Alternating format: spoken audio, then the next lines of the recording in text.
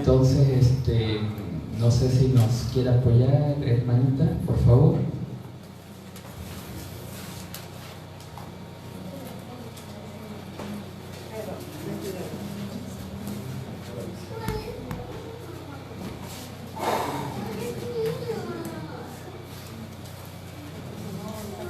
El 264, hermanos, para un lenguaje de expresión. Padre, a tus pies me postro.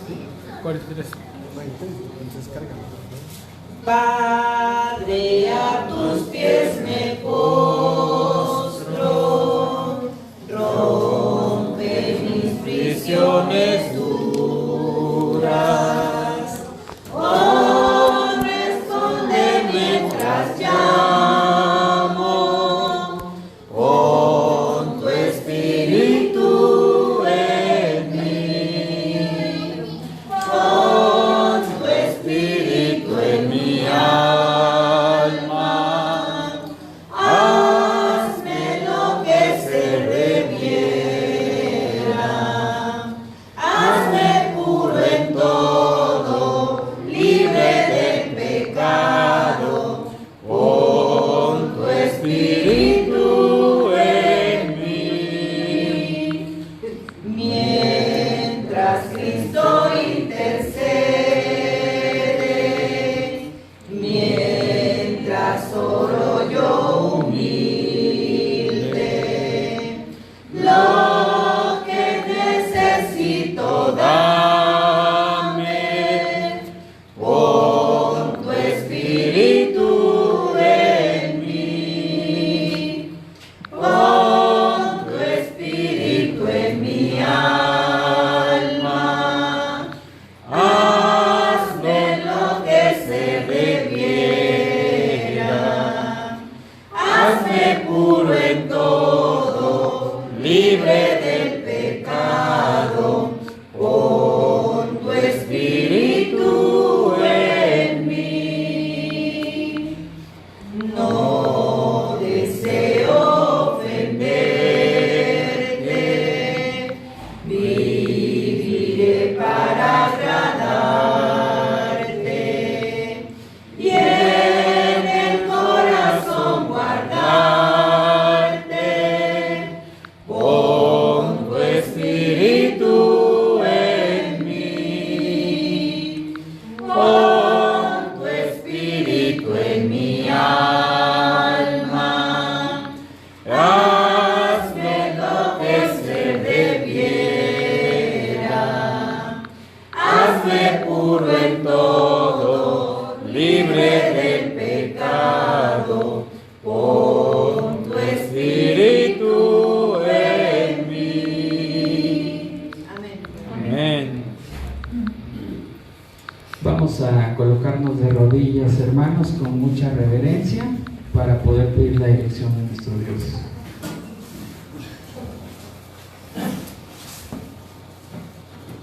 Padre nuestro que estás en los cielos, alabado y glorificado sea tu nombre por siempre, Señor. Amén. Gracias nuevamente, Padre. De rodillas imploramos en este momento más de tu misericordia, Señor. Siempre pedimos tantas cosas, Padre. Parece que no nos cansamos de hacerlo, Señor, pero por nuestros méritos no vamos a lograr nada, querido Señor. Por eso queremos que nos des fuerza, que nos des ánimo para seguir estudiando esta última porción en esta tarde, Señor, relacionada con la salud. Prepara nuestra mente, Señor. Prepara nuestro corazón para que podamos comprender verdaderamente el mensaje que tienes para nosotros.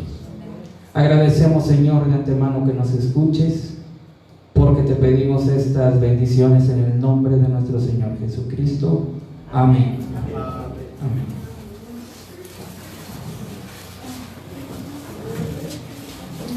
Bien, hermanos, vamos a buscar la lectura bíblica que se encuentra en el libro, en la carta a los Romanos. Vamos a buscar el versículo 1 de Romanos 12. Romanos 12, versículo 1. Dice así la palabra del Señor. Por consiguiente, hermanos, os ruego por las misericordias de Dios que presentéis vuestros cuerpos como sacrificio vivo y santo, aceptable a Dios, que es vuestro culto racional. Verso 2. Y no os adaptéis a este mundo, sino transformaos mediante la renovación de vuestra mente, para que verifiquéis cuál es la voluntad de Dios, lo que es bueno, lo que es aceptable y perfecto. Palabra del Señor. ¿Cómo vamos a poder verificar cuál es esta voluntad de Dios? Renovando nuestra mente, dice la palabra de Dios. En estos días hemos tenido conocimiento, gracias a Dios, bastante conocimiento, bastante información. Me dice por ahí un hermano, es mucha información, muy rápida. Le digo, sí, hermano, es una escuela intensiva. Y bueno, la ventaja de esto, mis hermanos, es que los videos quedan.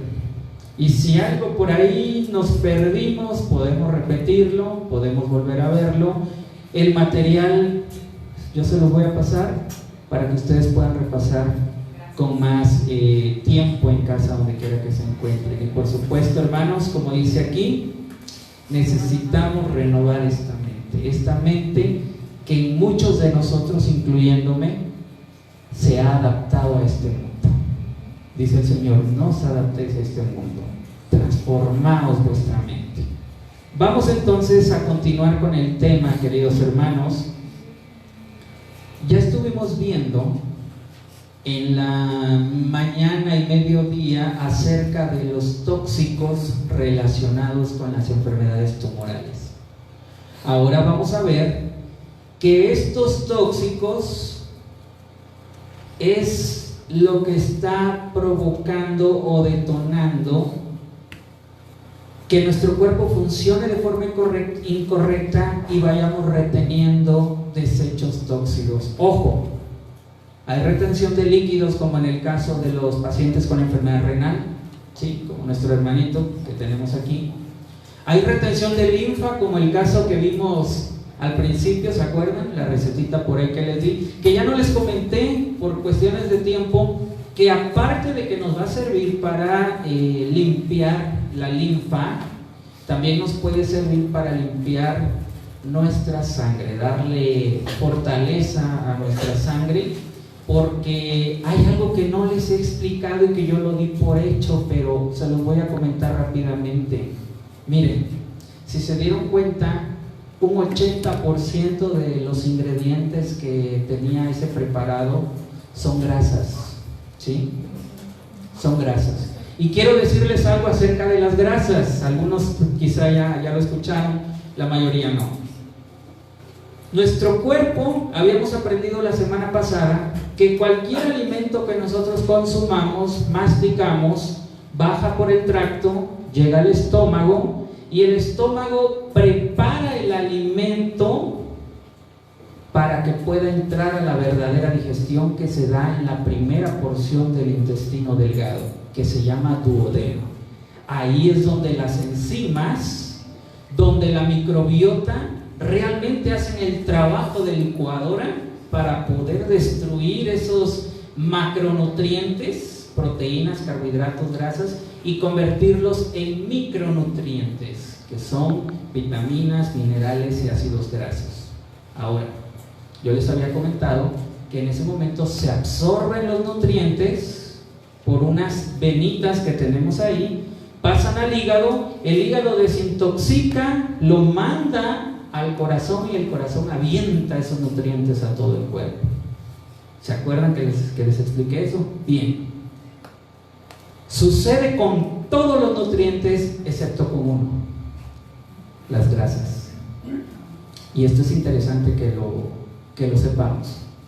Las grasas, la grasa que usted me diga, tanto grasas buenas como el aceite de oliva y el preparado que vimos hace un rato, y las grasas malas también, como las grasas industriales y las grasas de origen animal, no son absorbidas por esas venas, ni pasan por el hígado, ni van en esa ruta al corazón. Esto es bien interesante. Las grasas son absorbidos por otro tipo de venitas que pertenecen al sistema linfático, ese que les hablaba yo en el mediodía. Las grasas se absorben directamente al sistema linfático, y el sistema linfático sí tiene una conexión directa del intestino al corazón. No pasan por un proceso de desintoxicación por el hígado como todos los otros nutrientes. Entonces la responsabilidad de nosotros al consumir una grasa es muy importante, porque si consumo algo como el preparado que hicimos, grasas saludables, esa grasa llega directamente al corazón, recubre las paredes de las arterias coronarias y todas las arterias más grandes, y las protege del colesterol y el triglicérido, que son grasas malas. Pero a mí me gustan los tacos dorados, me gustan las carnitas michoacanas, y como carnitas michoacanas y taquitos dorados, y esa grasa no pasa por el hígado, y esa grasa va a parar directamente al recubrimiento de las arterias. Por eso las grasas malas son tan malas y las grasas buenas son tan buenas, ¿sí? Eso lo olvidan muchos médicos, que por ahí prohíben el aguacate, el coco y el cacahuate. Se olvidan de esas clases. Eso es básico, ¿sí?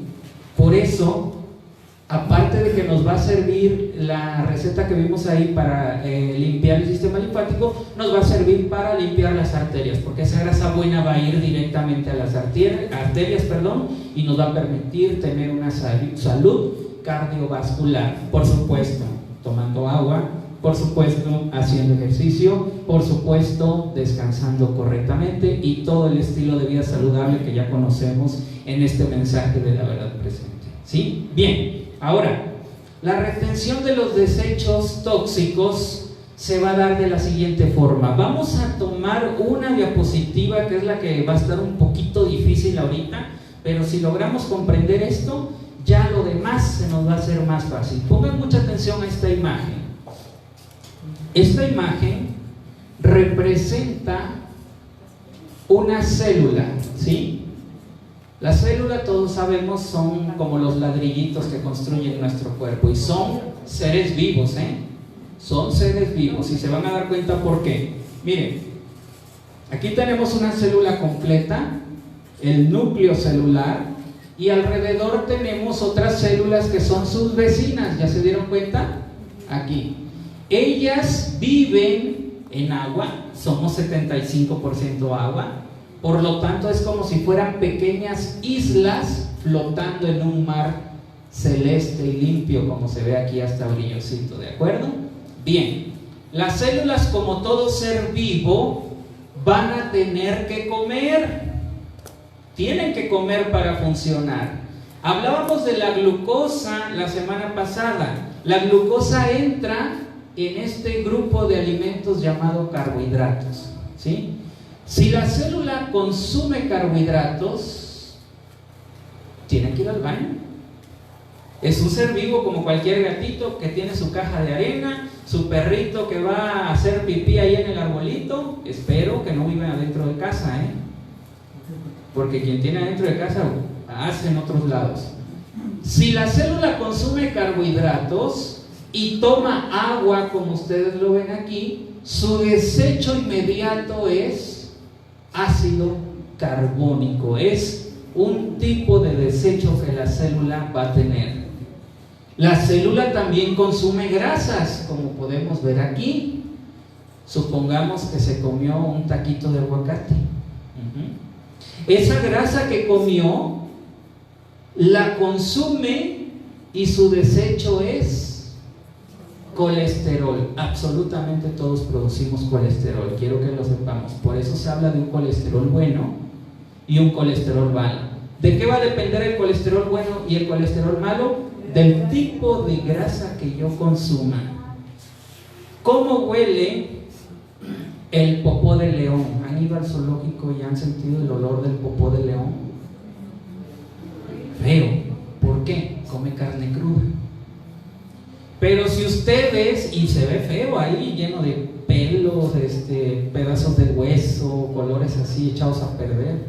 Pero si ustedes van a ver el popó de un pony, ahí en el mismo zoológico, ¿qué es el popó de un pony, de un caballito? Pasto molido, que usamos para fertilizar la hortaliza. A ver, usen el popó de león. Usen el popó del perro. ¿Por qué no se usa el popó del perro para fertilizar? Porque es malo. En este caso, también si yo consumo un aguacatito voy a tener colesterol bueno, voy a desechar colesterol bueno. Pero si como carnitas michoacanas, voy a hacer colesterol malo. Si la célula respira oxígeno, que es aire puro, como uno de los 8 remedios naturales, su desecho inmediato es dióxido de carbono, ese gas que expiramos cada vez que viene una respiración. Eso que aventamos es dióxido de carbono, es tóxico, y eso las plantas lo purifican y volvemos a tener oxígeno. Esa es la maravilla de Dios. Si consume proteínas, comió por ahí frijoles charros hoy, entonces va a desechar ácido úrico, ¿sí? Es normal, esto es una célula sana. La comida entra por las arterias a la célula y el pulmón se encarga de desechar los gases nocivos, el hígado se encarga de filtrar las sustancias tóxicas como el ácido carbónico para que se vayan al desecho, principalmente por la orina, al igual que el ácido úrico se van por la orina y el colesterol pues se va por donde hacemos nosotros el baño. Eso es el metabolismo celular. Así se llama esto. Ya habíamos aprendido el metabolismo humano, que comíamos frutas, semillas y plantas del campo y pan con el sudor de nuestra frente. Ahora aprendimos que la célula también come su alimento. Bien, en una persona que no mantiene de entrada su sangre limpia, toda la comida que entre aquí va a ser comida contaminada. Bueno, pero supongamos que su sangre está más o menos limpia, se hizo la biometría hemática, química sanguínea y no salió más alteración, pero resulta que la persona fuma o vive en la Ciudad de México, donde hay mucho smog, ¿sí? Entonces, este filtro, este órgano, estos órganos que Dios puso para desechar el dióxido de carbono no va a funcionar bien. Y entonces vamos a empezar a tener problemas. Esa persona, supongamos que consume muchos medicamentos o está expuesto a tóxicos del medio ambiente como pesticidas, los parabenos famosos que vimos al mediodía, las dioxinas, todo lo que vimos de toxicidad. Su hígado no va a estar funcionando bien, entonces va a comenzar a tener retención de ácido carbónico, posiblemente colesterol también. Y si a eso le sumamos que no toma agua la persona, toma Coca-Cola, toma otras bebidas industriales o simplemente no se le ocurre tomar agua porque dice que le sabe amarga o porque dice que no está acostumbrado, no van a hacer bien su trabajo los riñones y entonces la célula comienza a tener un problema. Y este problema lo vemos en la siguiente imagen. La misma célula, pero ¿ya vieron cómo tiene otro color? ¿Por qué? Porque los órganos diseñados para excretar lo malo no están funcionando bien y entonces en esa agüita donde vive la célula, ahí se comienza a desechar todas las sustancias tóxicas que vemos aquí. Supongamos que el camión de la basura no está pasando en su casa y usted no quiere tener la basura dentro de su casa porque se le llena de moscas, ratones y cucarachas. Entonces dice, lo voy a poner en la calle afuera de mi puerta, pero toda la gente hace lo mismo. ¿Y cómo están esas calles? Llenas de ratones, cucarachas y moscas.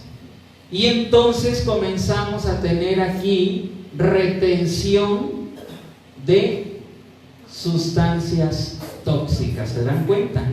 esa retención de sustancias tóxicas comienza a causar que los tejidos se inflamen, como en el caso de la paciente que se vio al principio, que se inflamó su párpado tanto de linfa tóxica que se volvió un quiste. En el video que vimos en el mediodía, donde cauterizaban las bolitas, los folículos del ovario, se estaban llenando de esto también. Ese líquido que salía ahí, que escurría, es esto, no es otra cosa, hermanos. Si el quiste sale en otra parte, como en los riñones, también está lleno de esto. Si el quiste está en el hígado, si el quiste está en los pulmones, si el quiste está en el cerebro, donde quiera que usted se imagine un quiste, por eso le van a decir: ah, no te preocupes, no es maligno, es un quistito de agua, o es un quistito de grasa, te dicen. Ah, pero sí, es agua y es grasa, pero tóxica. Eso es la causa de toxicidad de los quistes. Ya vimos más o menos cómo podemos tratarlo con ese preparado que nosotros hicimos. Ahora, esto es importante que lo comprendamos. ¿Por qué? Porque ahora vamos a entrar a un grupo de enfermedades tumorales o cancerosas que son famosas porque su factor principal, a pesar de que también tiene los 4 factores que hemos visto de las enfermedades: genético, metabólico, toxicológico y psicosocial, su factor principal es el toxicológico, y se da por esto. Estas enfermedades son las leucemias. Hemos escuchado hablar mucho de las leucemias, pero yo estoy seguro que les ha de haber pasado como me pasaba a mí antes. Me decían: las leucemias son un tipo de cáncer. ¿Cuántos han escuchado eso? Que las leucemias son un tipo de cáncer. Cáncer en la sangre. Cáncer en la sangre se llama. Y yo decía: ¿cómo va a ser cáncer en la sangre si no se forma un tumor o no se forma una masa como se forma en un cáncer de cualquier tejido? Y lo vamos a entender de la siguiente forma. Las leucemias van a ser la muerte o la falla en la producción de las células de la sangre, ¿sí? Así vamos a entender cualquier tipo de leucemia. Muerte, es decir, mi cuerpo está fabricando células sanguíneas, pero se están muriendo. No alcanzo a mantenerlas porque se están muriendo demasiado pronto. O un fallo en la producción de las células de la sangre. ¿En dónde se fabricaban las células de la sangre? Lo hablábamos el sábado. ¿Dónde? En los huesos, dentro. En la médula. ¿Y por órdenes de quién se fabrican esas células de la sangre? Sistema inmunológico. Sí, por órdenes del hipotálamo, pero hay alguien encargado, que era García Luna.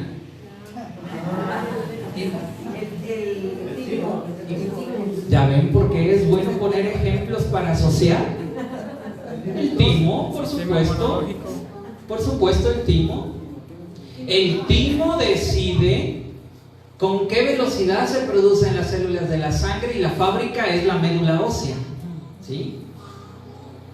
Pero si el timo está estresado porque todos los días se lo lleva usted a la rueda de la fortuna, va a comenzar a tener problemas.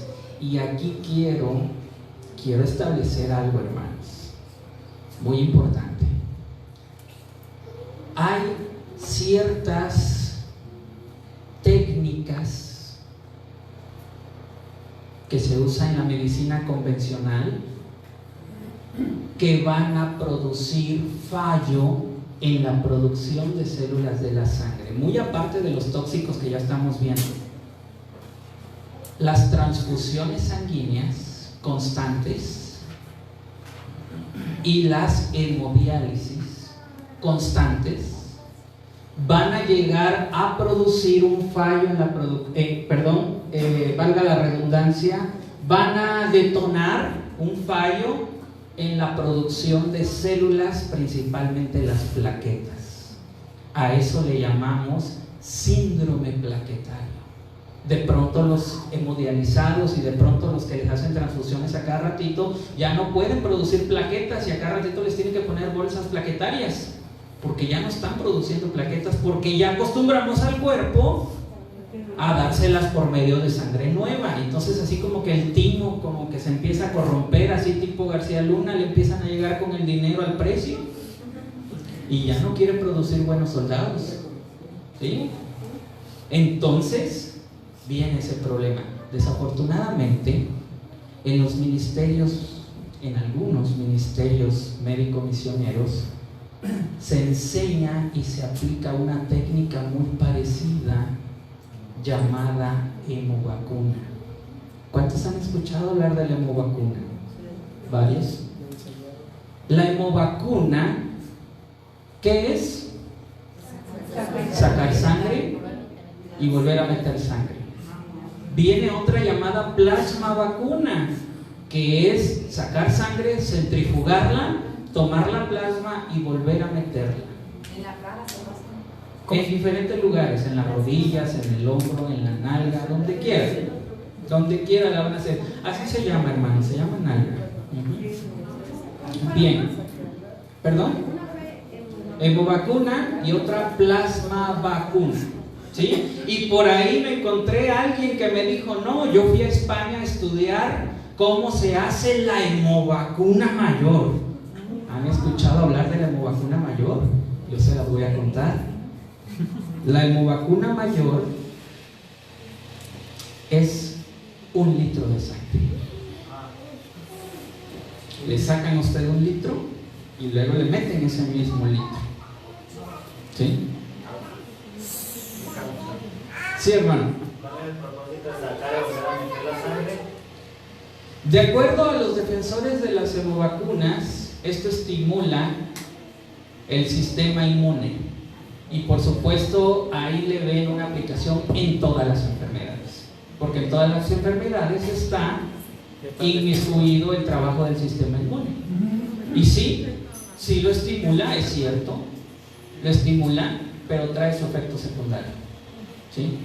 El efecto secundario es un síndrome plaquetario. Conozco 2 personas, desafortunadamente ya murieron, fueron alumnos míos en cursos de promotores de salud, de la Reforma Pro Salud. Yo no sé, tal vez no comprendieron el mensaje y siguieron aplicándose autohemovacunas y provocaron ese síndrome plaquetario. Desafortunadamente una de ellas 23 años escasos, la otra pues era una hermana ya mayor, quizá unos 60 y tantos años. Yo se los comento por el riesgo. ¿Y cuál es el síndrome plaquetario? El síndrome plaquetario es que tu cuerpo ya no va a producir plaquetas. O sea, si llega un virus y te comen las plaquetas y como ya no produces. Tu muerte es una hemorragia sistémica por todos lados. Oído, ojos, nariz, boca, recto, poros, por todos lados. Por supuesto que va a haber cuerpos más resistentes que quizá no se detone al momento. El síndrome plaquetario va a tardar mucho tiempo. Una de estas pacientes por ahí ya se había aplicado más de 60 hemovacunas en un periodo de 3-4 años más o menos. Entonces por ahí fue esa problemática.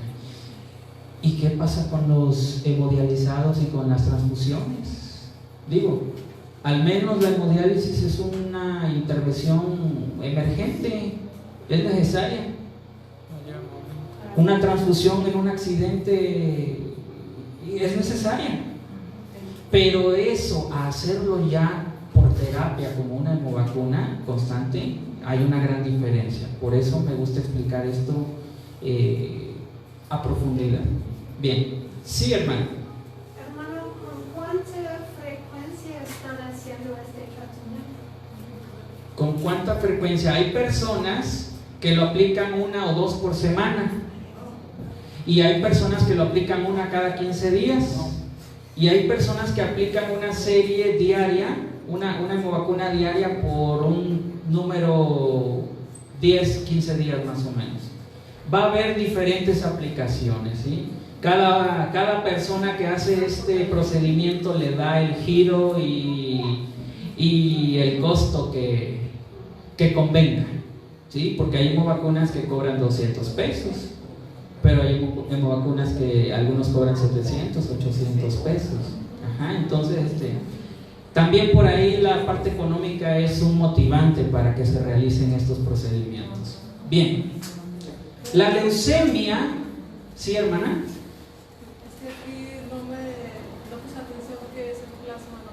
La plasma vacuna es la sangre que sacamos del paciente, lo ponemos en una centrífuga, que es un aparato que separa los diferentes nutrientes de la sangre, y lo que nos queda arriba, que es el plasma de la sangre, eso es lo que volvemos a aplicar. Sí, hermano. Una pregunta.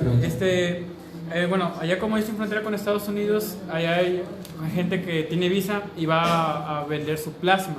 O sea, ¿ese efecto es el mismo como si estuvieran haciendo esto o es distinto? No es lo mismo sacar que meter, ¿sí? Una persona que dona sangre con frecuencia puede tener un beneficio, que es reemplazar sus células sanguíneas más pronto de lo esperado, y eso puede traer una ventaja.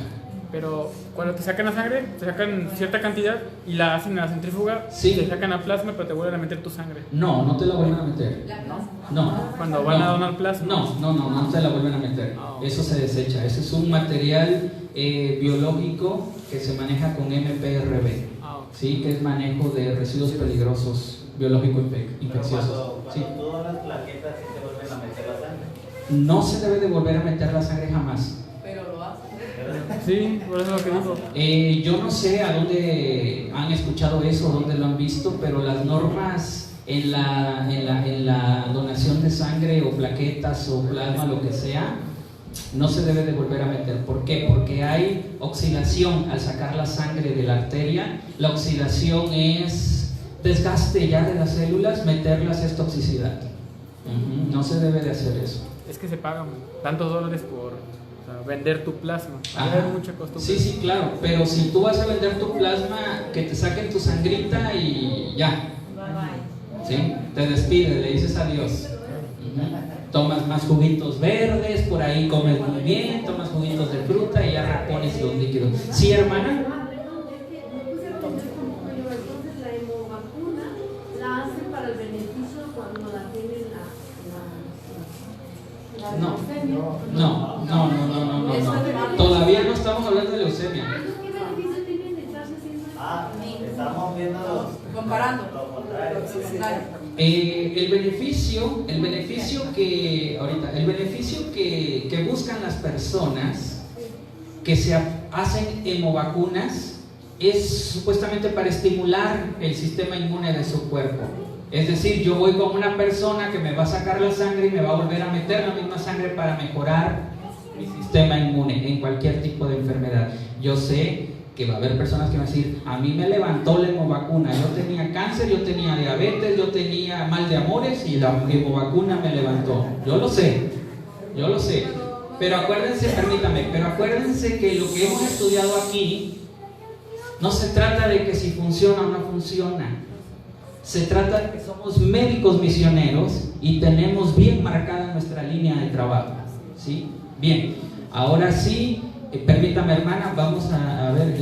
Hay una pregunta que dice: ¿qué debemos hacer para ayudar a personas en hemodiálisis porque padecen mucho de anemia y tienen muy bajos sus sistemas inmunológicos? Todo va a depender de cada caso. La hemodiálisis más frecuente es por falla en los riñones, por insuficiencia renal, y lo que podemos hacer, ¿sabe qué es? El tratamiento que le estamos aplicando a César.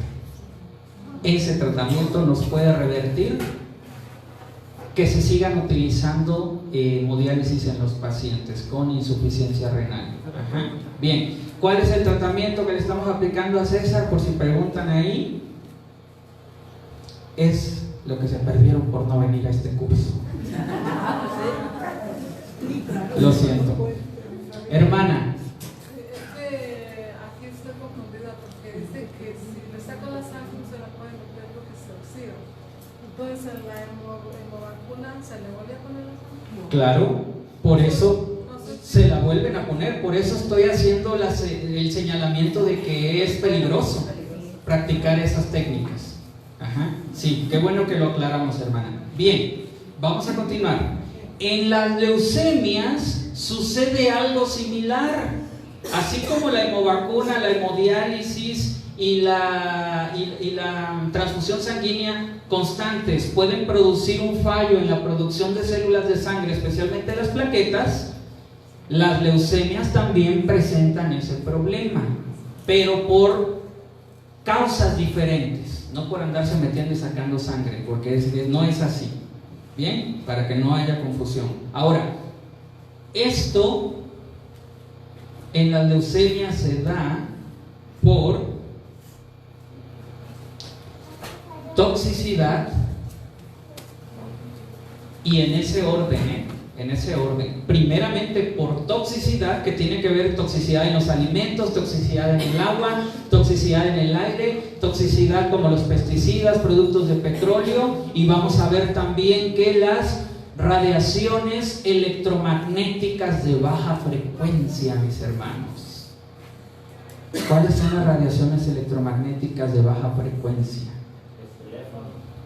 Los celulares, microondas, televisor, pantallas, todo esto. ¿Por qué creen ustedes que ha estado aumentando tanto el problema con las leucemias? Porque ya nos acostumbramos a toda esta tecnología. La red 5G famosa, por ahí va. Por ahí va. ¿Cuántos de ustedes escucharon hablar del proyecto HARP? HARP. Hace algunos años salió a la luz que Estados Unidos tenía una tecnología que permitía emitir radiaciones de muy baja frecuencia que podían provocar alteraciones en el medio ambiente. A esto le llamamos un arma climatológica. Producir terremotos, producir huracanes, producir tornados, producir tsunamis, producir catástrofes naturales. Desafortunadamente ya no solo Estados Unidos tiene esa tecnología, la tiene Alemania, la tiene Rusia, la tiene China, la tiene Australia, ¿sí? Muchos países ya la tienen. Es una tecnología militar. ¿Sí, hermano? Alaska, exactamente, muy bien. Esa tecnología puede producirnos también problemas en la producción de células de la sangre sin que nos demos cuenta. Esa gente ya nos está bombardeando con eso, ¿sí? Es algo terrible. Por supuesto, deficiencias nutricionales como las anemias. Generalmente se ha creído que una anemia, si no se cura, se vuelve leucemia. ¿Cuántos han escuchado eso? No es una ley que todo el que tenga anemia se va a volver leucemia, pero sí hay relación. ¿Sí? Sí hay relación. Sí puede ser un factor predisponente el hecho de que yo tenga anemia y de pronto me voy a destapo el Faena o el Randall y lo leo y lo huelo, puedo detonar, ¿sí?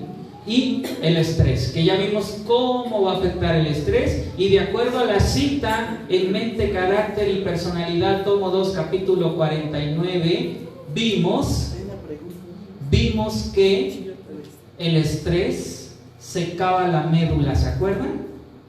Lo mismo que decía el salmista David, que la tristeza seca los huesos, o fue Proverbios, ¿en dónde está eso? Pero el salmista David habla también de que él se estaban secando sus huesos por esa tristeza. Sí, en los salmos, ¿sí? Bien. En términos generales así podemos entender y así podemos definir las leucemias. Pero ahora, para entenderlo un poquito mejor, quiero mostrarles esta imagen. Ahí tenemos el fémur, que es uno de los huesos más grandes que tiene el cuerpo humano. Podemos observar que en el centro del hueso hay una estructura como esponjita, ¿ya vieron? En el centro. y está regada por venas y arterias, como se ve ahí en la imagen. Aquí se alcanza a ver la médula amarilla, que es el famoso tuétano que ustedes le hacían así. ¿Sí? Ese. Y con salecita me dijeron. Bien. Ahora, aquí en este lugar, les digo, es la fábrica que por órdenes de García Luna se pueden producir las células madre, que a partir de ellas se producen los glóbulos rojos, que son los eritrocitos, los glóbulos blancos llamados también leucocitos o linfocitos, y las plaquetas que se ven aquí más pequeñitas, ¿sí? Ahora, ¿cómo se da la leucemia? Hay dos tipos de leucemia que son las más comunes. La primera es la leucemia linfoblástica, que es la muerte o falla en la producción de las células llamadas glóbulos blancos, ¿sí? Y si esto sucede con las plaquetas, la muerte o falla en la producción de plaquetas, le vamos a llamar leucemia mieloblástica, ¿sí? Aquí tenemos cómo se abrevia. Aquí hay un error de dedo, aquí es LMA, ¿sí? LMA y LLA. Aquí es un error de dedo. Bien. ¿Qué pasa si eso sucede en los glóbulos rojos? Ya no es leucemia, se le llama linfoma, ¿sí? Linfomas. Y hay un montón de variedad también de linfomas, pero ahorita no nos va a dar tiempo, y no es tan común el linfoma como las leucemias. ¿Hay una duda hasta este momento? ¿Se entiende bien por qué mieloblásticas? Porque vienen de las plaquetas, linfoblásticas porque vienen de los glóbulos blancos, y entonces la leucemia es la muerte o la falla, ¿sí? Bien, la muerte. Porque eso es acá arriba, con estos. Ajá. Pero no nos vamos a meter, si no vamos a hacer una confusión como Babel. Así que mejor nos vamos a quedar primero con las leucemias. Bien, continuamos. Para tener un panorama, quiero comentarles que ya voy para 2 años, en el 2019 tuvimos la oportunidad, gracias a Dios, de participar y dar testimonio en el Congreso Nacional de Hematología y Oncología Pediátrica, realizado en la ciudad de Tapachula, Chiapas, en el 2019. Por ahí los grupitos de médicos misioneros de aquella ciudad lograron hacerse un lugarcito para que les permitieran participar en ese congreso con una muestra gastronómica vegana, ¿sí? Como una feria de la salud. Tuvimos la oportunidad de que nos invitaran a participar como ponentes en ese congreso, y desarrollamos un tema donde hablábamos acerca de la importancia de la dieta vegetariana y las emociones sanas en el tratamiento del cáncer infantil. Gracias a Dios fue un éxito, porque muchos médicos, enfermeras que no conocen nada del mensaje, pues tuvieron la oportunidad de escucharlo, porque hablamos precisamente de la reforma pro salud.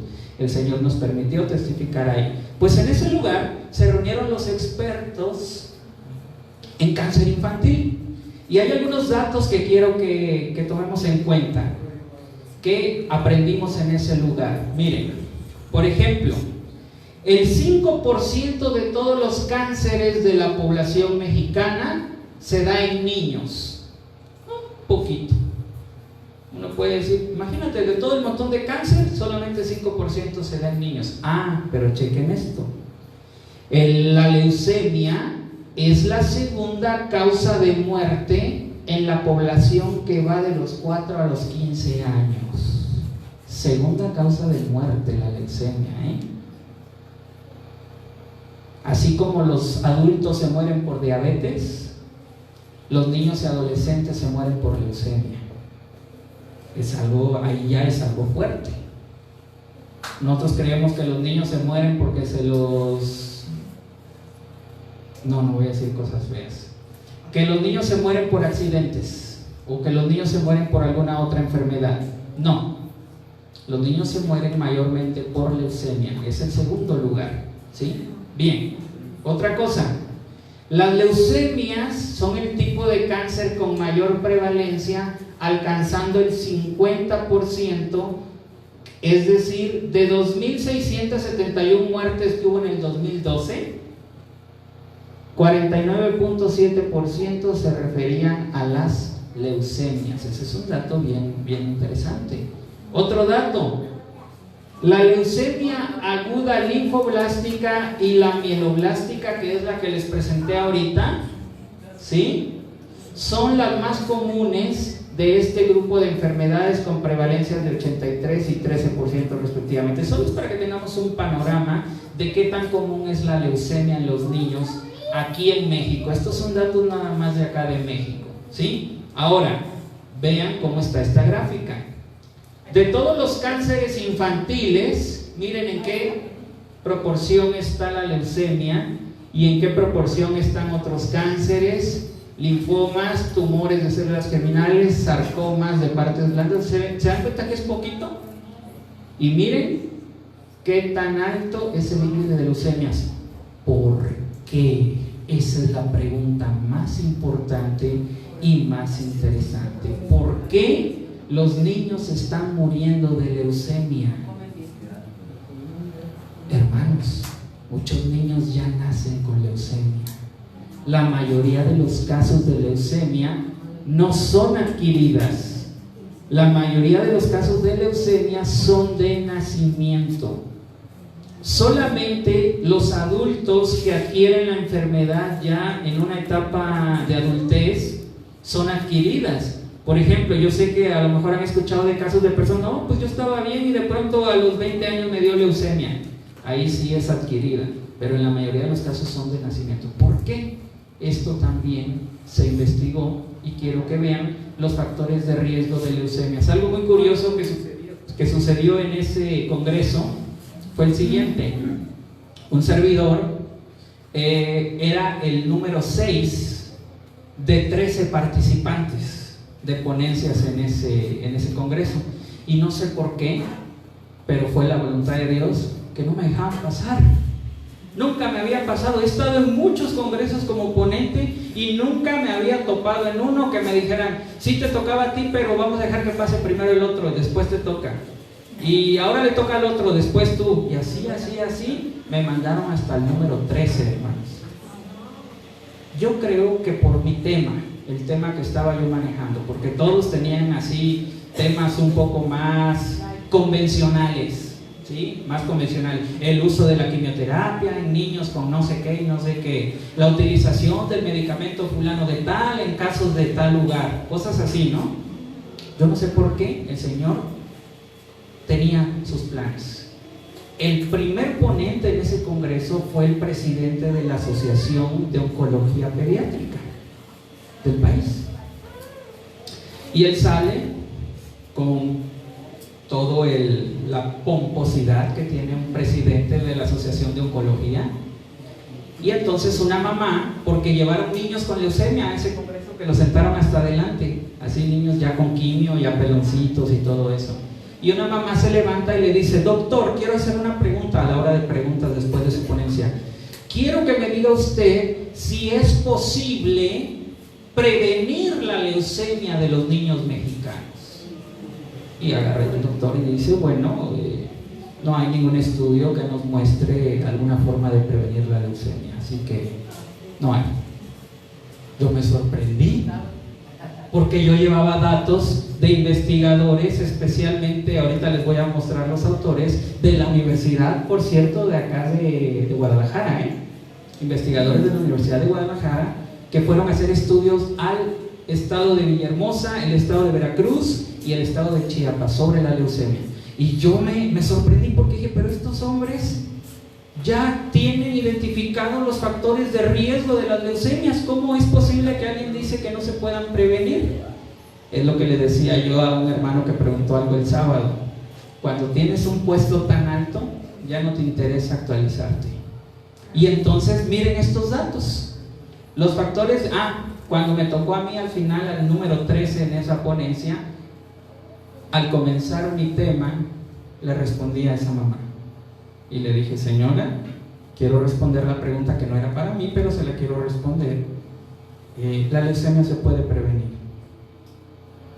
Que no quiera la gente que se sepa cómo prevenirla es otra cosa, pero se puede prevenir. Miren, en los factores genéticos, donde aparentemente no hay nada que hacer, pero en este curso ya aprendimos que incluso con los factores genéticos podemos inhibir los genes asociados a la leucemia. Hay dos genes, el cromosoma Filadelfia, dos cromosomas, el cromosoma Filadelfia y la hiperdiploidía y trisomía 21 que nos predisponen. No le hagamos mucho caso a eso, son términos, pero hay genes. Quiero decirle que hay genes que nos predisponen a la leucemia. Bien, los factores ambientales, que son los contundentes para desarrollar leucemia, mire cuáles son. En primer lugar, el tabaquismo pasivo o de los padres, es decir, un niño que acaba de nacer y los padres son fumadores, los tíos son fumadores o los abuelos son fumadores y le está llegando ese humo,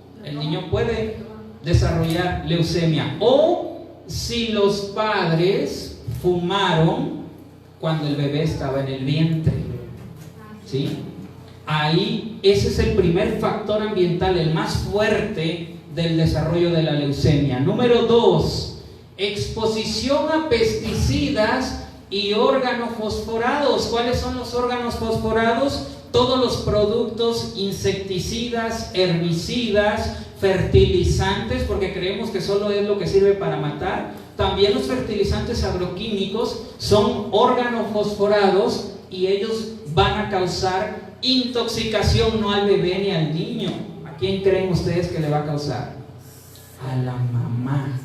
Las mamás que en el último trimestre del embarazo se exponen a esto, hay un 30% de probabilidades que su bebé nazca con leucemia.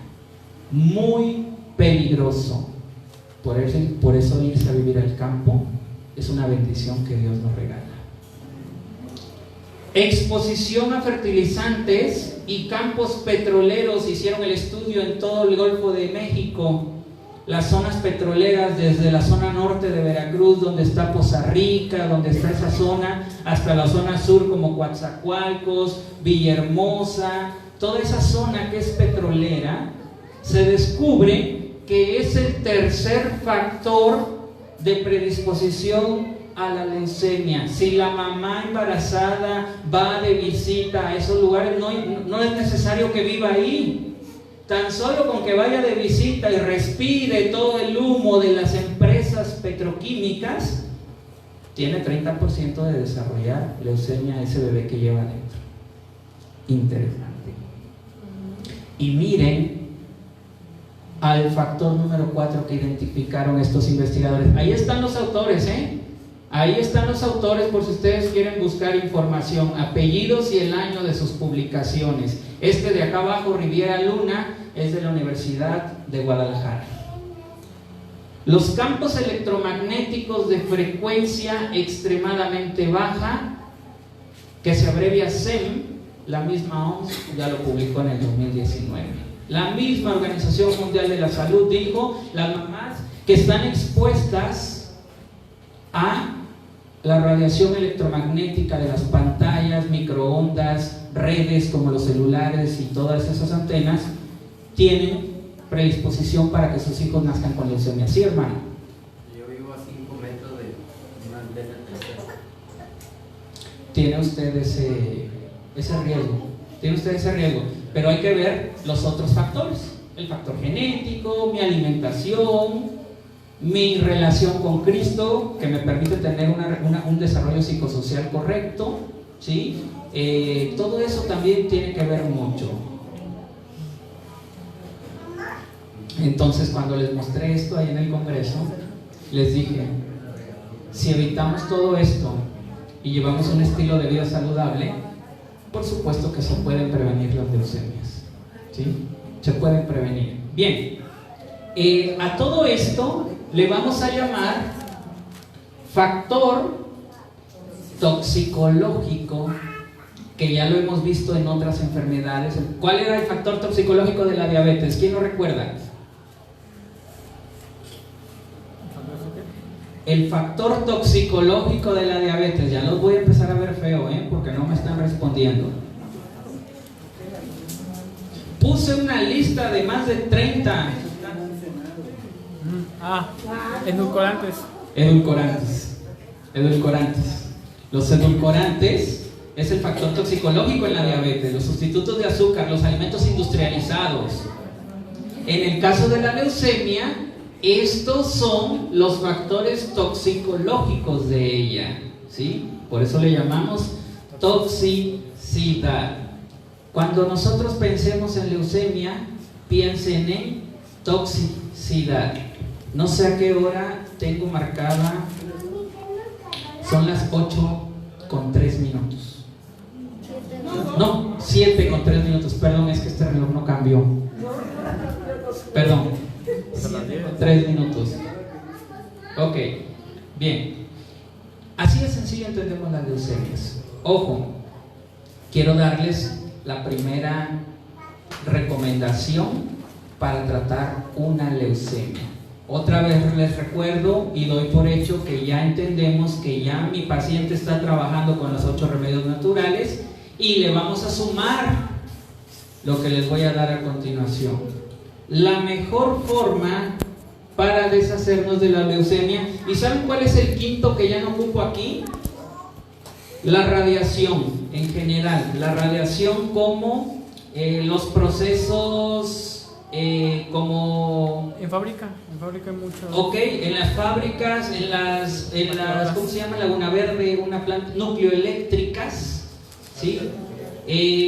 La radiación emitida también en los aparatos de diagnóstico de gabinete, como los que se usan para hacer mastografías, para hacer radiografías, el yodo radioactivo. Todas ellas son el factor número 5, ¿sí? La exposición de una embarazada a eso es malísimo, malísimo. Las tomografías y eso también. Ellas tienen un tipo de radiación también, pero es un poquito diferente. Es más peligroso las radiografías y lo que saca placas. Ajá, ellas son un poquito más agresivas. Miren. Rayos X. Los rayos ultravioletas son radiación, por supuesto, pero ellos van a estar más relacionados con los melanomas, que es un tipo de cáncer originado o detonado en las células de los lunares. ¿Los rayos X? Los rayos X son estos que se utilizan en la mensajera dice que no los... son muy peligrosos. Y también las cámaras de bronceado que usan rayos UV tienen este peligro. Bien, en los cánceres de piel. Bien, número 1, perejil. ¿Qué decía la cita de la mensajera del Señor? Dios ha dejado los antídotos para las enfermedades en las plantas sencillas que crecen en el campo. El perejil en té va a tener un efecto en nuestro cuerpo que se llama,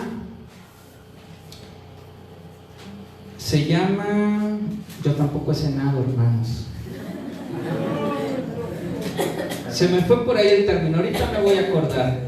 Ese término se refiere a la desintoxicación por metales pesados, se llama quelación, ¿sí? El perejil produce, ya ven cómo recordar el concepto nos permite acordarnos del término.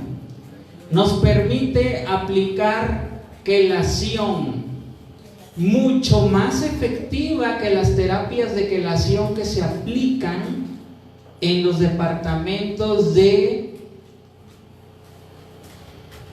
terapia intensiva de los hospitales. Ahí voy, sí me acuerdo. Quelación tiene que ser en té, y entonces yo generalmente recomiendo un manojito que equivale más o menos a unas 6 o 7 ramitas de perejil. Hervir 10 minutos en 1 litro de agua y utilizarlo como agua de tiempo.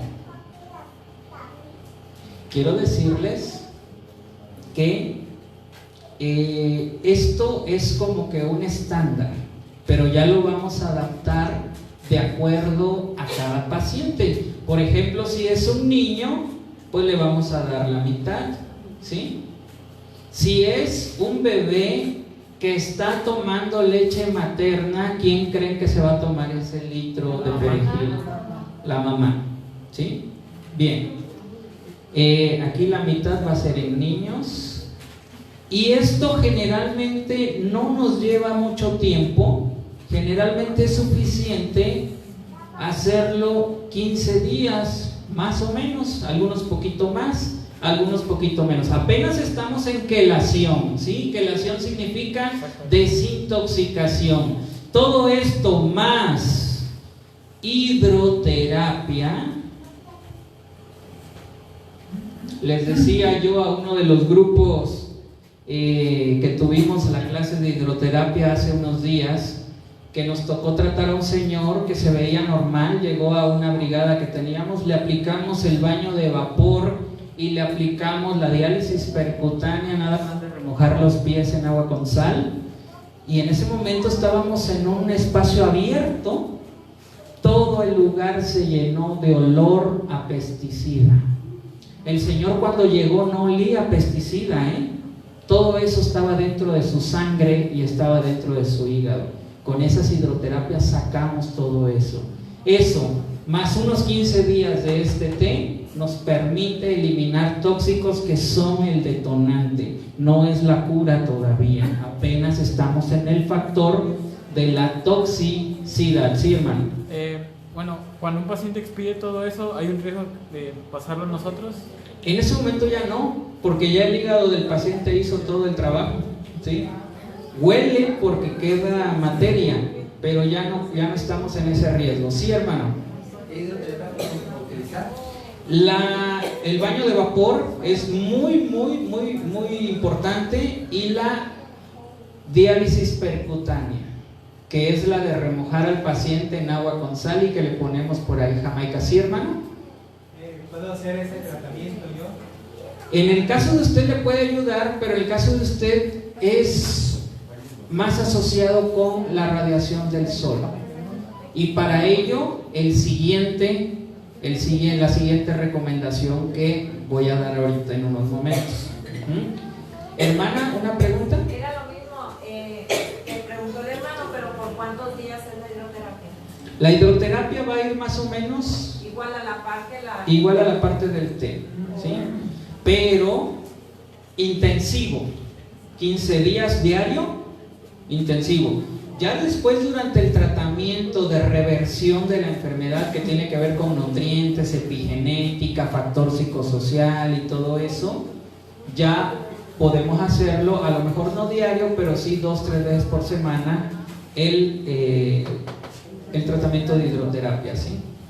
Pero si hay posibilidad de hacerlo diario, mucho mejor. Ahora, ¿por qué no soy tan específico con los tiempos, si ya se dieron cuenta? Porque depende mucho cómo va evolucionando el paciente. Hay pacientes que responden muy rápido. Un niño de 7 años responde más rápido que un niño de 70 años, ¿sí? Porque su cuerpo está más nuevo, por ese sentido. Ajá. Bien. Ahora, ¿ya copiaron esto? Está sencillito, muy sencillito. La hidroterapia son las que ya están ustedes aprendiendo ahí afuera. Ajá. La diálisis, que es la de meter los pies en agua con sal, que ya la enseñamos, y el baño de vapor, que yo espero que alguien lo enseñe en algún día de esta historia del mundo, ¿sí? Bien. Segundo elemento.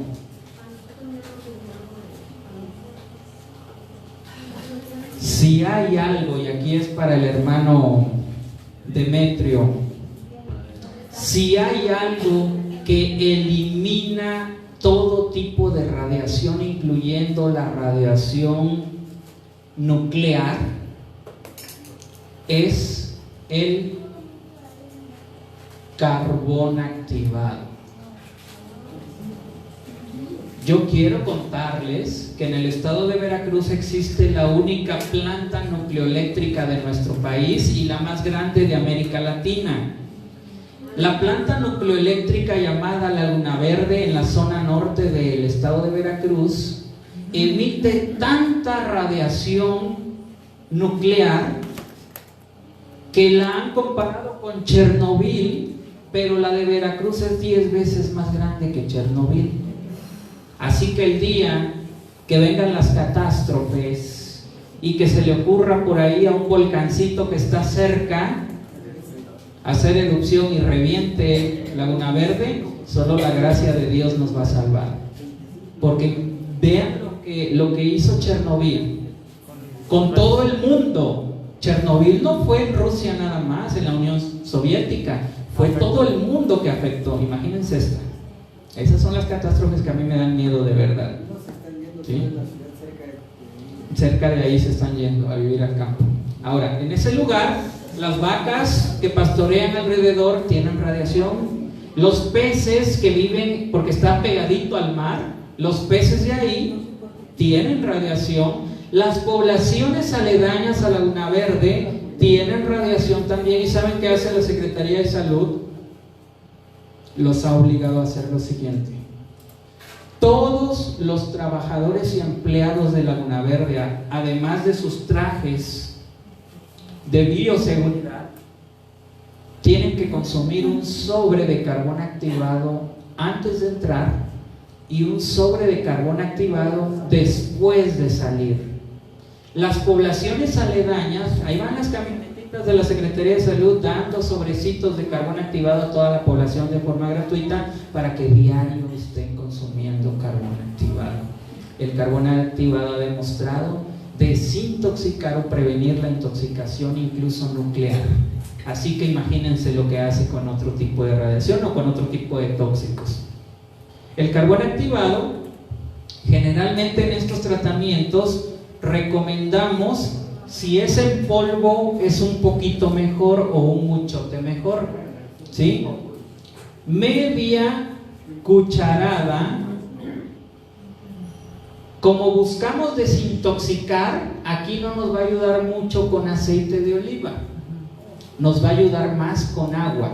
Cuando buscamos molestias estomacales, aliviarlas, sí nos ayuda más con aceite de oliva, pero aquí es desintoxicación a nivel molecular.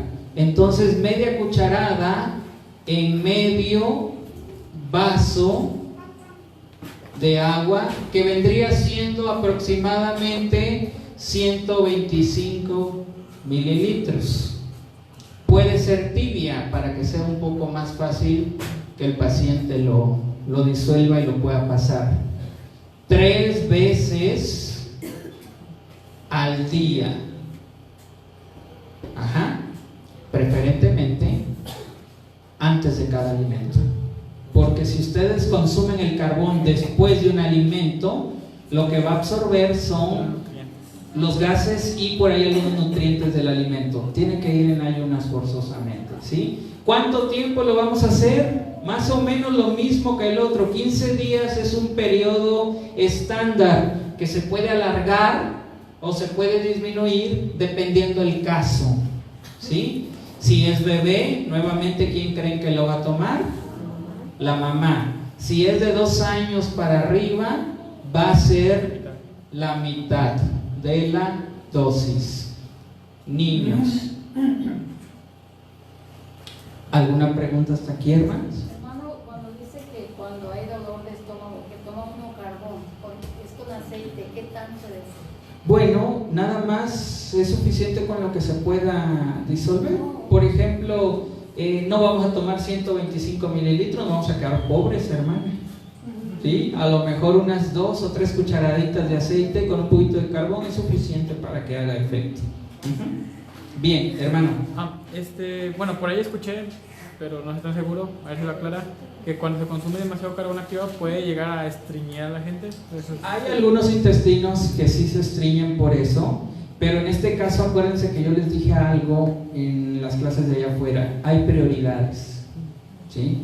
Preferible que le dé yo mucha agua a mi paciente, que le dé muchas pasitas, que le dé mucha linaza, lo ponga yo a hacer ejercicio todo el día, con tal de que reciba estas dosis de carbón para desintoxicar lo que es más peligroso que un estreñimiento. ¿Sí, hermano? ¿También le ponemos limón? ¿Es el mismo efecto? En este caso no debe llevar limón, solamente con agua, para que se pueda aprovechar toda la potencia del carbón activado. ¿Sí? Sí, hermano. Quedamos que es antes de la comida, ¿verdad? Antes de cada comida. Y en ayunas. En ayunas, por supuesto. Entonces son 3 veces al día. ¿Sí? ¿Alguna otra pregunta, hermanos? Preguntan, ¿una Sí. cucharada de sopa? O sea, sopera, me imagino. Sí, sopera, pero es media. Media cucharada sopera. ¿Alguna otra pregunta? Sí, hermano. Es importante que más en el carbón se usa.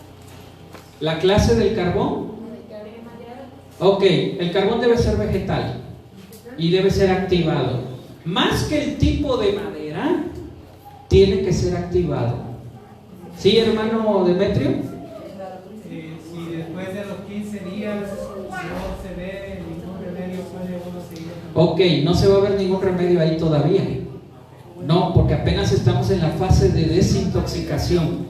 Luego viene la parte de reversión del problema o reversión de la enfermedad, que ya lo vamos a ver más adelantito. ¿Sí? ¿Sí, hermano? ¿Cómo se sabe que un carbón está activado o no? Ok, esa es la pregunta del millón. ¿Sí?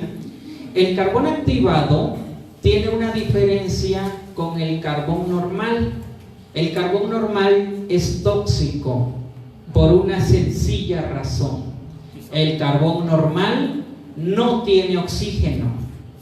El carbón activado tiene oxígeno. ¿Y cómo permitimos que tenga o que no tenga oxígeno? El carbón que se quema con flama directa, como el tizón de un leño, que es la flama directa que lo está quemando. ¿Qué es la combustión? ¿Alguien recuerda sus clases de primaria? ¿Qué es la combustión? Ocupa oxígeno para... No es otra cosa más que quemar el oxígeno. Por eso se produce la flama. Un carbón activado se fabrica sin flama directa. ¿Sí? Hay muchas técnicas que lo permiten. Algunos lo entierran, otros solo con calor. Yo en casos de personas que lo he utilizado y no tienen tienda para ir a comprar carbón activado, les digo, en un comal pongan una tortilla de maíz encima del comal, por supuesto, y dejen que se queme ahí, que no prenda, que se queme, que se carbonice. Eso lo machacamos bien y eso lo podemos tomar. ¿Por qué? Porque no es la flama directa. Ahora, si yo meto la tortilla donde está el fuego y me lo carboniza, es peligroso. Entonces, importa más si es activado que el origen del vegetal. Por supuesto que hay mejores, más efectivos. Por ejemplo, se habla del carbón de origen de la cáscara del coco, que es uno de los más utilizados. Hay otros carbones de otras maderas, como por ejemplo el eucalipto, también, que lo he visto que lo fabrican. Y en general va a haber otros elementos. No se preocupen ustedes de que la madera sea tóxica o no, porque el proceso de carbón mata todo nutriente de la planta, nutriente para bien Y para mal. y nutriente para mal. ¿Sí? Entonces no se preocupen tanto. El eucalipto, pero no se puede también por encima de un comal hacerlo. Sí, es muy difícil, porque la madera es muy difícil que se vuelva carbón. La tortilla porque es delgadita, pero no de más seca, si no se van a intoxicar. Tiene que ser tortilla de maíz natural. Bien, ¿alguna otra pregunta? Sí, hermana. Hermano, en caso de tener el carbón activado en tableta, Ajá. ¿se puede poner a remojar en agua para que se diluya? Claro. ¿O se machaca? Para que se haga más rápido, puede machacarlo y luego remojarlo. Si toman ustedes las pastillas o las cápsulas directamente de carbón, no van a tener el mismo efecto. porque hay una reacción química con el agua, por eso es importante que vaya con agua. ¿Se pueden disolver las cápsulas en agua? Si no consigue el polvo. Pues. Así es. Se pide la cuchara, nada más que las cápsulas que midan la cantidad de media cuchara. Generalmente 2 cápsulas equivalen a media cucharada. Generalmente. ¿Alguna otra pregunta, hermanos? ¿No? ¿Hermana? ¿Sí es cierto que produce, absorbe muchas vitaminas? Alimentación. Hay un riesgo, pero no es como para preocuparnos. No es como para preocuparnos. Sí, tiene que llevarse por ahí un poquito de vitaminas, pero si estamos llevando un estilo de vida saludable, no es suficiente como para causarnos enfermedad. ¿Sí? Bien, vamos entonces a dejar esa parte ahí y vamos a tratar de continuar un poquito más. Llevamos 1:14, ¿qué les parece? Unos 15 minutitos más para que vayamos cerrando. ¿Sí? Bien, miren, necesitamos ahora sí ir a materia pesada. Fibrosis y cáncer. Ya vimos el problema de la intoxicación o de las intoxicaciones, y ahora vamos a ver a la fibrosis y el cáncer, que son las 2 enfermedades tumorales ya más avanzadas que un quiste y más avanzadas que una leucemia. Imagínense lo que estoy diciendo, más avanzado que una leucemia. Bien, vamos a ver. Para entender lo que es la fibrosis y el cáncer, necesitamos conocer algo, y yo creo que esto es lo que nos va a llevar los 15 minutos. Existe en nuestro cuerpo una reacción natural que el Señor nuestro Dios activó para que tengamos cuerpos saludables. Se llama apoptosis. ¿Se acuerdan que les di ese término en la semana? Apoptosis lo entendemos como la muerte celular programada. Les decía yo, todos los tejidos del cuerpo tienen un periodo de vida, algunos más y algunos menos. Para entender esto quiero que veamos algunos ejemplos. Miren, esto es bien interesante. Las células del estómago, hablando del estómago literal, viven un periodo de 2 a 9 días y se tienen que renovar para que el estómago se pueda mantener en condiciones saludables. Por eso una gastritis, por daño, por medicamentos, por ejemplo, una gastritis causada por alguna sustancia química, generalmente nos va a llevar ese tiempo para que pueda cicatrizar la piel del estómago. ¿Se dan cuenta que no es muy tardado? Por eso tratamientos de 10 días o de 15 días son suficientes para una gastritis por irritación química, como puede ser una medicamentosa, una gastritis medicamentosa, como aquellos que toman metformina y de pronto les empieza a causar la gastritis y la suspenden esos días y se les da sábila, por ejemplo, se les da nopal, se les da por ahí un licuadito verde. Van a comenzar a sanar eso. En 2 a 9 días se renuevan las células y es como si nunca hubiesen tenido ese problema, ¿sí? Pero miren, hay otro tipo de células, como por ejemplo el epitelio intestinal, esas células del intestino, de la zona de la segunda y tercera porción del intestino delgado y algunas del intestino grueso, van a tardar de 2 a 4 días. ¿Por qué son tan rápido que se tienen que cambiar esas células?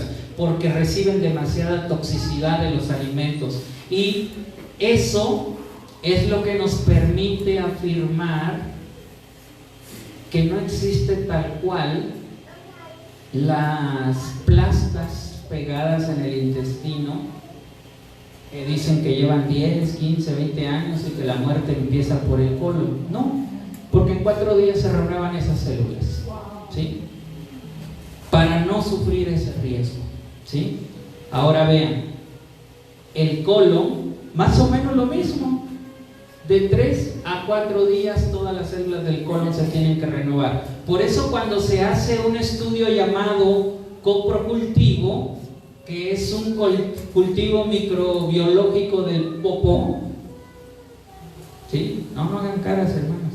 El popó es normal. Cuando se analiza el popó, también se identifican células epiteliales. No sé si ustedes lo han visto, el estudio que entregan. Células epiteliales. Ahí podemos ver que el intestino está sano porque están sacando sus células epiteliales a cada ratito para que no se vuelvan malignas. Bien, siguiente. Intestino delgado. Ya estamos hablando de otra zona. Miren cuánto tarda.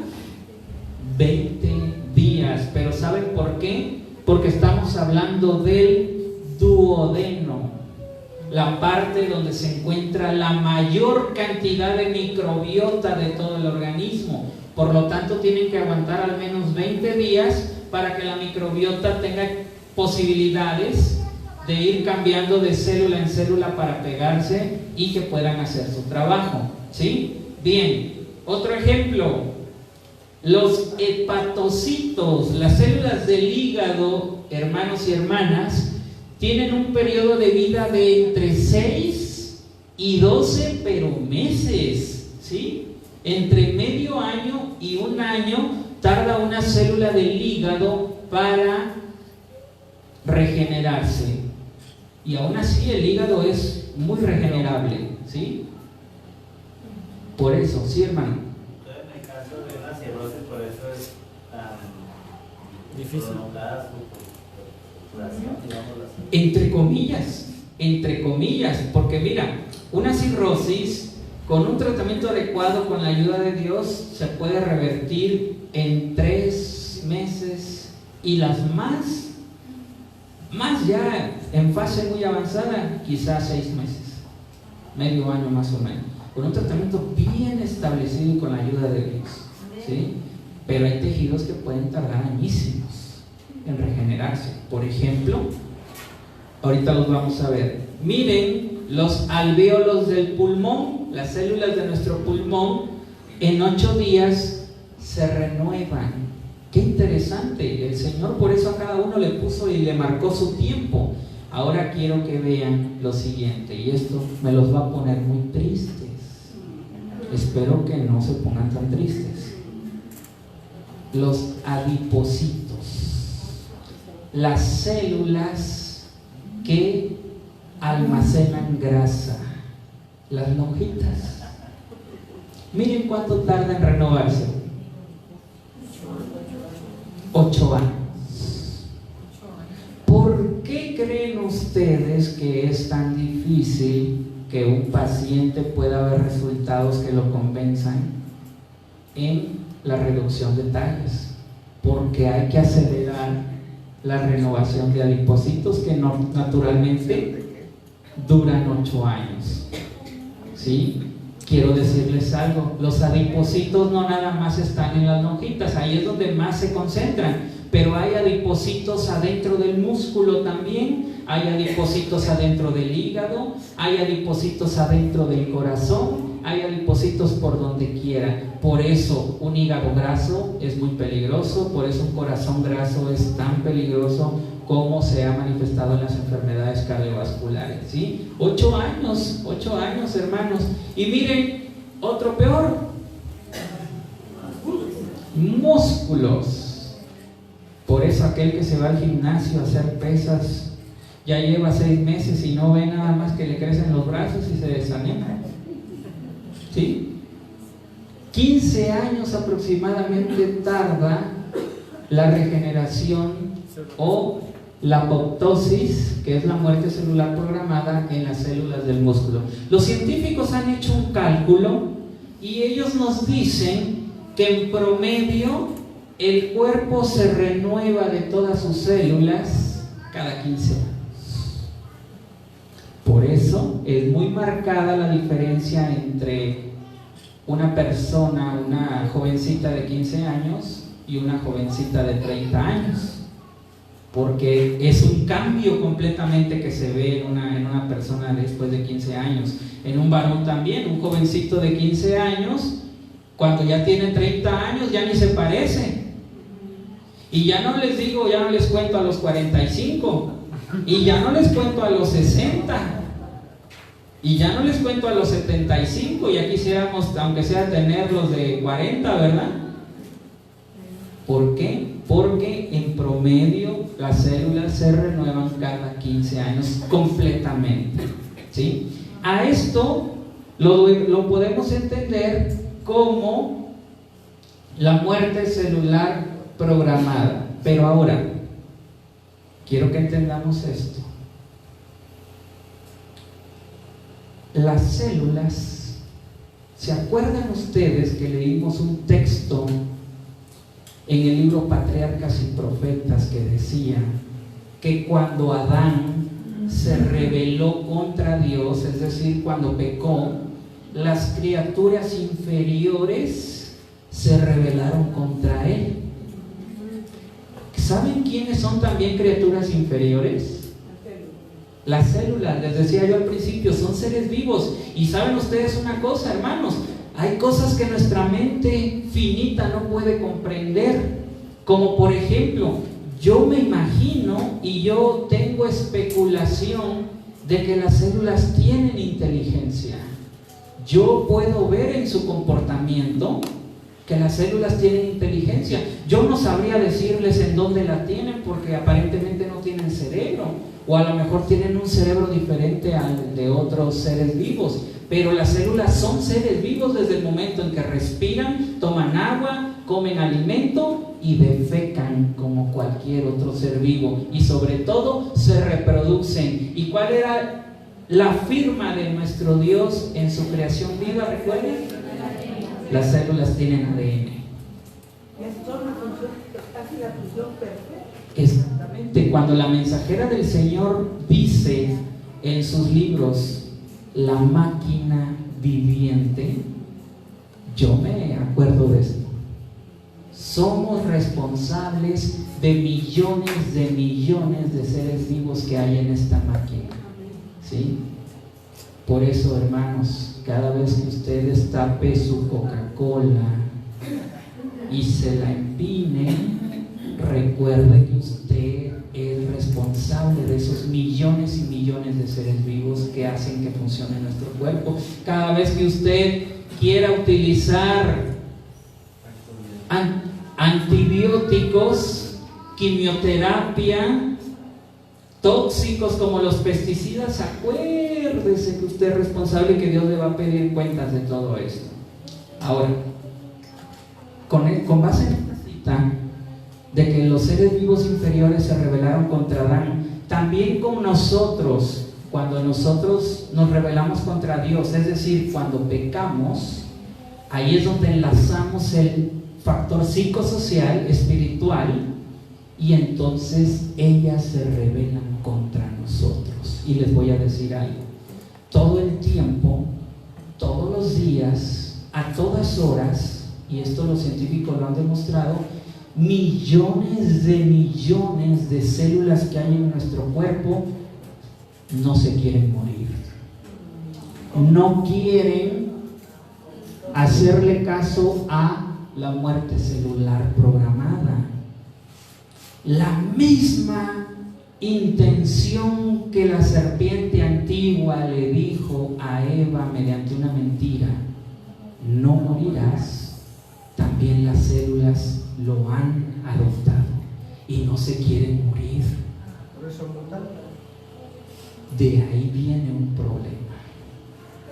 Y entonces el Señor, como sabía que iba a venir todo esto, nos puso un ejército no corrupto como el de García Luna, un ejército bien ordenado para ir y buscar a esas células rebeldes que no se quieren morir y que le quieren hacer caso a la serpiente. Y entonces esos soldados les dicen: ¿sabes qué? Tu hora llegó. La paga de la muerte, perdón, la paga del pecado es la muerte, y te tienes que morir, porque desde que pecó Adán, nuestro antepasado, el Señor marcó a qué hora tienes que morir. Prácticamente así le dice. No, que yo soy muy macha y no me quiero morir. Entonces saca una herramienta a ese soldado y la inyecta de una sustancia tóxica, nada más para esa célula, no para todo nuestro cuerpo, y esa célula automáticamente muere. En ese momento se activa otro grupo de soldados llamados macrófagos para que lleguen a comerse toda esa pielecita y todo ese cuerpecito de la célula que se tiene que renovar. El macrófago se lo come y automáticamente produce nutrientes que sirven para que otras células puedan fortalecerse. Es un ciclo que el Señor dejó. ¿Quieren ver ustedes el video? Este video es un video real, no es una animación en computadora. Es un video tomado con un microscopio electrónico por la Universidad de Cambridge en el 2014. Cuando todos conocimos esto, dijimos, ya sabemos cómo luchar contra el cáncer. Desafortunadamente no le dieron importancia porque no es negocio que nuestras propias células nos prevengan el cáncer. ¿Sí? Vamos a verlo a continuación.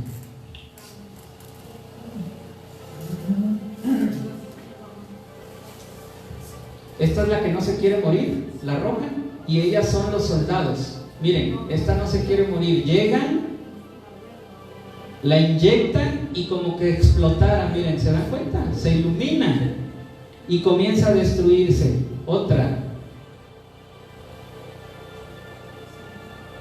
Miren, y son bastantes soldaditos, ¿se dan cuenta? Y la destruyen. Ahí está otra célula cancerosa y esta la está inyectando y la destruye. Aquí tenemos otra. Aquí tenemos otra. Aquí hay otra. Por eso les digo que tienen inteligencia, hermanos. Eso no es al azar. Eso no es coincidencia. Ellos tienen inteligencia. Y aquí hay tres, miren, y una grandota por acá. Ahí es lo mismo, pero en blanco y negro. Miren cómo se destruye. Esto fue publicado en una de las páginas más prestigiadas, en una revista de las más prestigiadas a nivel mundial en cuanto a investigación. ¿Sí? La revista Science es la revista más prestigiada a nivel mundial. ¿Cuántos quisiéramos publicar en esa revista? Pues ahí se publicó ese estudio, ese video. Y entonces, hermanos, cuando yo a mis pacientes con cáncer les muestro esto, les digo, tu cuerpo tiene el medicamento y tiene el antídoto para destruir a las células cancerosas. ¿Y saben qué es la buena noticia para la honra y gloria de Dios? Sabemos, la ciencia sabe, y de acuerdo a los principios cristianos y principios bíblicos y del espíritu de profecía, sabemos cómo multiplicar esas células llamadas natural killer, que son las que hacen ese trabajo. Sabemos cómo hacerlas más eficaces, sabemos cómo entrenarlas y sabemos cómo posibilitar que ataquen a los tumores y a los cánceres de todas las personas. Pero como no es negocio, no sale a la luz. Y yo les digo a los pacientes, esas células, para que tengan esa enjundia como las del video, el paciente debe tener ese ánimo también aquí, como lo leíamos en la escritura en la mañana, cuando el Señor Jesús le dice a la mujer con la enfermedad, ten ánimo, tu fe te ha sanado. Exactamente, eso sucede en los pacientes que tienen fe en Cristo Jesús, porque Jesús fortalece esas células. Cuando nosotros caemos de rodillas, entregamos nuestro cáncer a nuestro Dios, el Señor abre las compuertas y sale todo ese ejército a atacar a todas las células rebeldes que quieren hacerle caso a Satanás, cuando Satanás dijo, no morirás.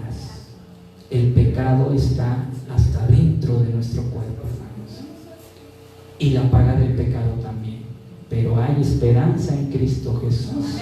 Que todo aquel que se entregue, que todo aquel se humille y acepte su condición, el Señor le responde desde el mismo momento en que el pecador se arrepiente, hermanos. Vamos a cerrar hasta este espacio. Vamos a continuar mañana, si Dios nos permite. Que el Señor en su misericordia siga bendiciendo, hermanos.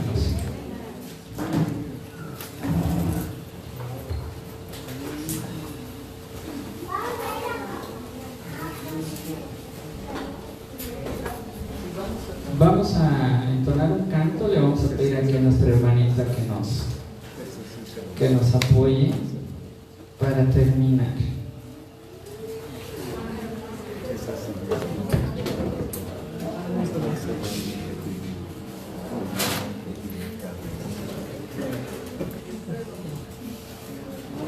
El 267, hermanos. Cuando lo tengan puesto de pie, por favor. Mi espíritu, alma y cuerpo. Mi espíritu, alma y cuerpo, mi ser, mi vida entera, cual viva santa ofrenda, te entrego a ti, mi Dios, mi todo a Dios consagro, en Cristo el vivo altar, descienda el fuego santo, su sello celestial. Soy tuyo, Jesucristo, comprado con tu sangre, haz que contigo ande en plena comunión. Mi todo a Dios consagro, en Cristo el vivo altar, descienda el fuego santo, su sello celestial. Espíritu divino del Padre, la promesa, sedienta mi alma anhela, de ti la santa unción. Mi todo a Dios consagro, en Cristo el vivo altar, descienda el fuego santo, su sello celestial. Amén. Amén. Hermanos, antes de hacer la oración, quiero pedirles que si ustedes en este momento sienten la necesidad de que Cristo obre un milagro en su corazón, me acompañen en silencio pidiéndole al Señor con toda nuestra fe que nosotros podamos tener. ¿De acuerdo? Vamos a arrodillarnos, hermanos.